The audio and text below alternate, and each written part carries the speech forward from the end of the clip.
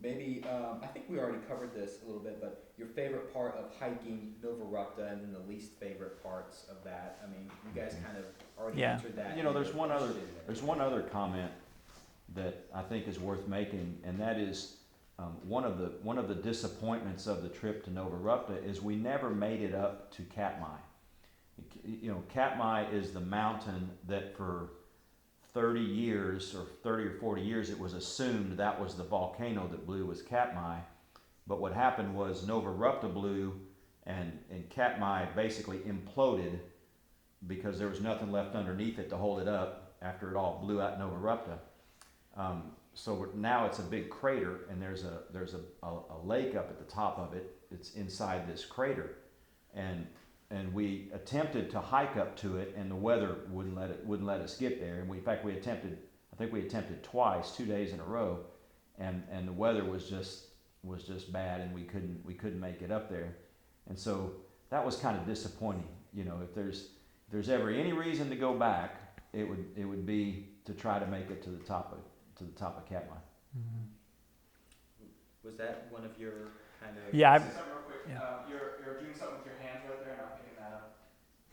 It's a nervous habit. Also, I'm sorry, I'm hearing is that whispering back there? Hey. Yes, I did hear some whispering.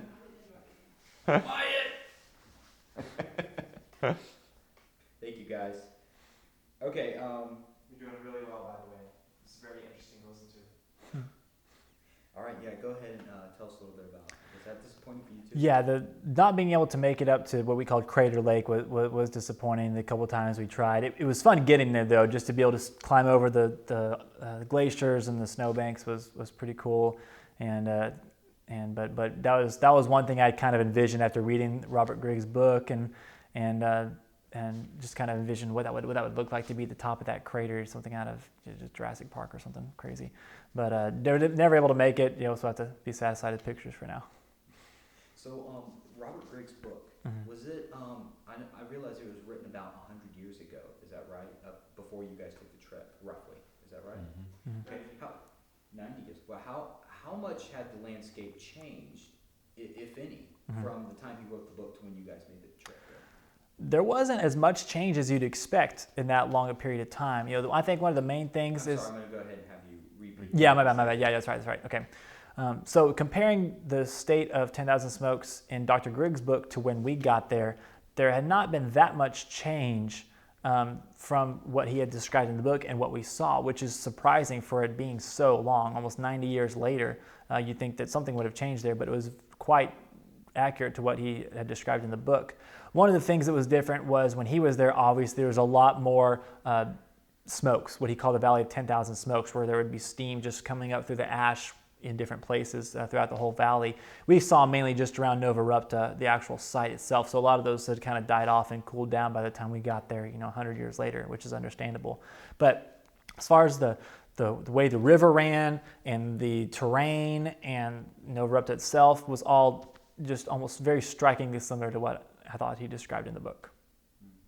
Do you have any thoughts on that? The changes between Griggs' expedition and our expedition, other than the fact that the fumaroles had calmed down and we didn't see very many fumaroles, there was a little bit along the edge of the valley. There was plant life starting to come back.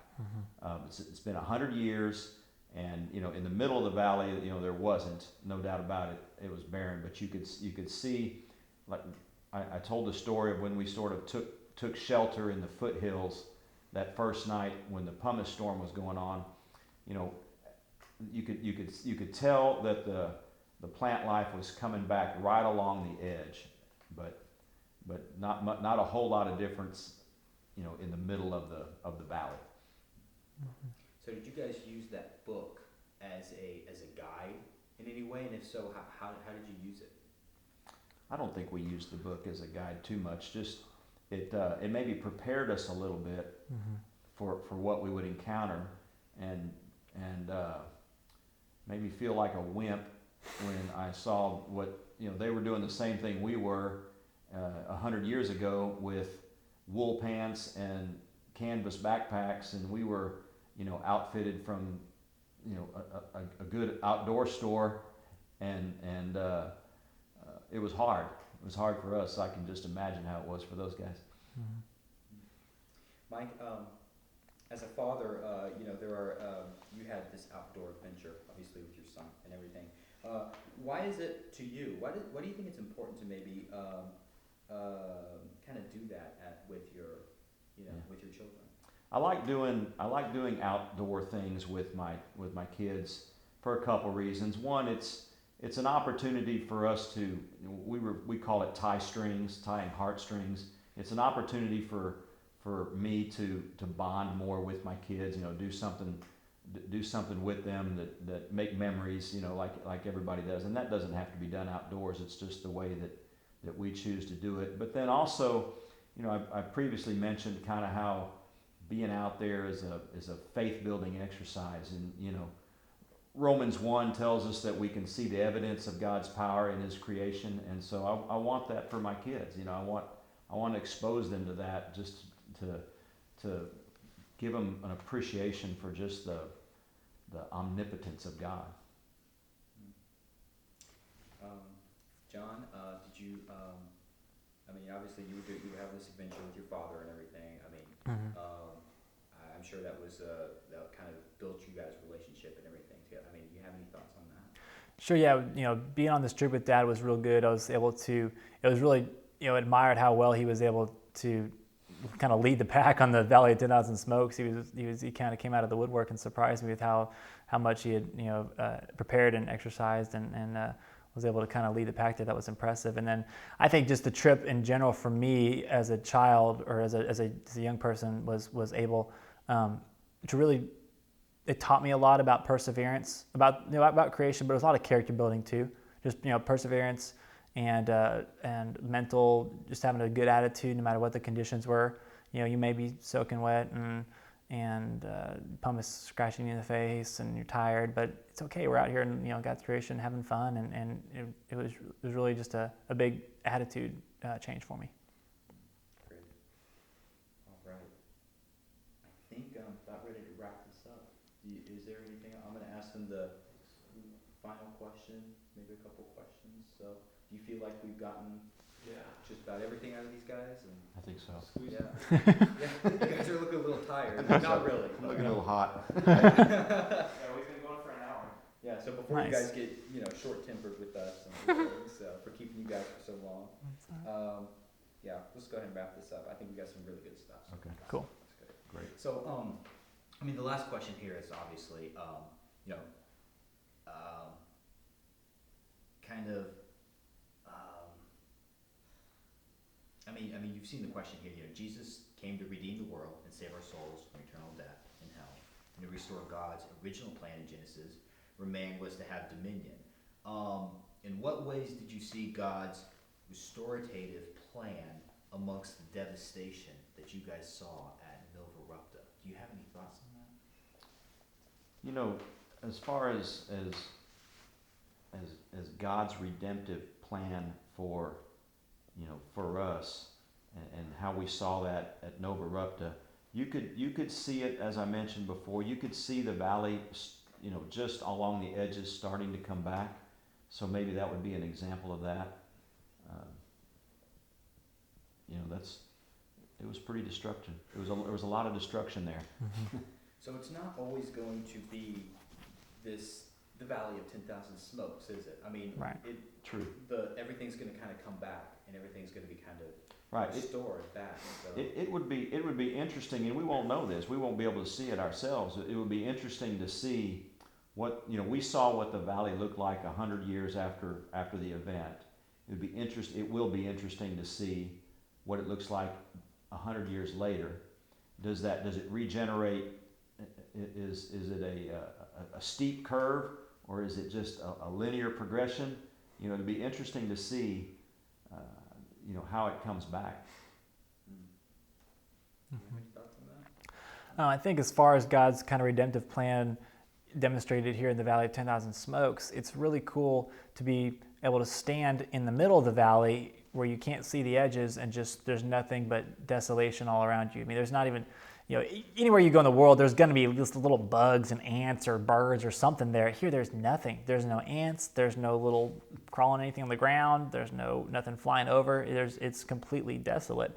And I think that's just a good kind of visual example of kind of the fall and the result of the existence without God there. But then in that ash, it's cool that the volcanic, you can see along the edges where the ash has kind of already fertilized the ground that was there. It makes an excellent comeback as the greenery and the fauna starts to grow back and the rains and you get more life restored to that area. You can see where it was once covered with the ash is coming back fuller than life than it's ever been before. Did, just in the midst of Nova Rapta and everything, even 100 years later, did you get the feeling that maybe that's kind of what maybe Noah saw when he, left the ark and did, Yeah, maybe. So, any thoughts on that, maybe? Not quite sure where to go. Yeah. But sorry if I rephrased, maybe I'm thinking another way to rephrase that. I guess when you looked over the Valley of 10,000 Smokes, it had to be similar to the way Noah felt when he looked out. Of course, when he, I'm thinking through the account of the flood, and when the dove brought back the olive branch, and I'm sure when Noah left the ark, it had to be devastating. It had to look, I don't know if it looked similar to this we were looking at a desert, and I don't know if it looked exactly like that then, but the devastation had to be somewhat the same. Great. All right, and then I'm not sure if we got to this or not. I can't remember that far back, but just kind of like what Pat Roy was talking about. Just kind of how do you think that what you guys have been talking about, a little bit about the trip and everything. How do you think that would maybe change? I'm not even quite sure where he was going with this, but he's talking about changing the world. Like how does this information change the world? Is what he mentioned. So I just wanted to make sure I get that Right. in there for him. How do you think? I guess just the story of Nova Rapta, huh? Just Yeah, how I the think story so. of Nova Rapta and everything. Yeah. Sharing that with the world. I think kind of the whole creation Mhm. analogy, flood analogy. Yeah, stuff like that, yeah. The power of God. Mm-hmm.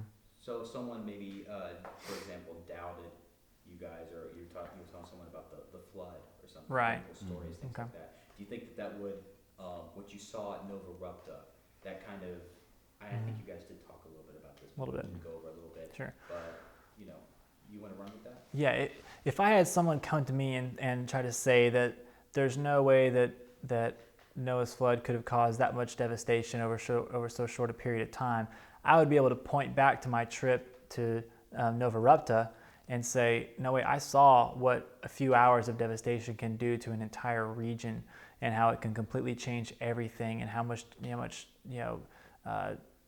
just the climate can totally be transformed into something completely different than it was before.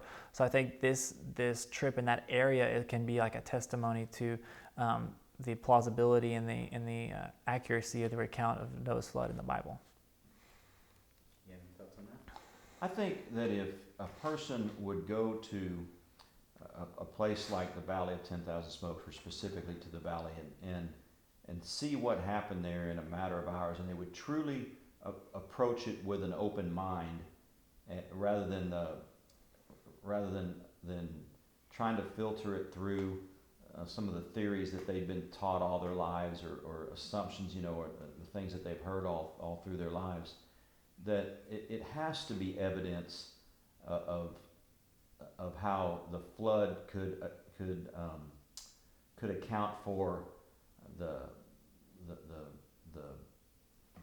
fossil record, the different terrains and mountain ranges, and even the separation of the continents, and it has to be evidence. It has to be evidence for that. You know, if somebody will truly go in there and just blot out all the noise that they've heard for however long they've been alive, and truly look at it, that it has to be, you know, evidence of what a cataclysmic event can do and what changes it can make. Great. All right, we'll let you guys go now. After this one more thing. I know, I'm sorry.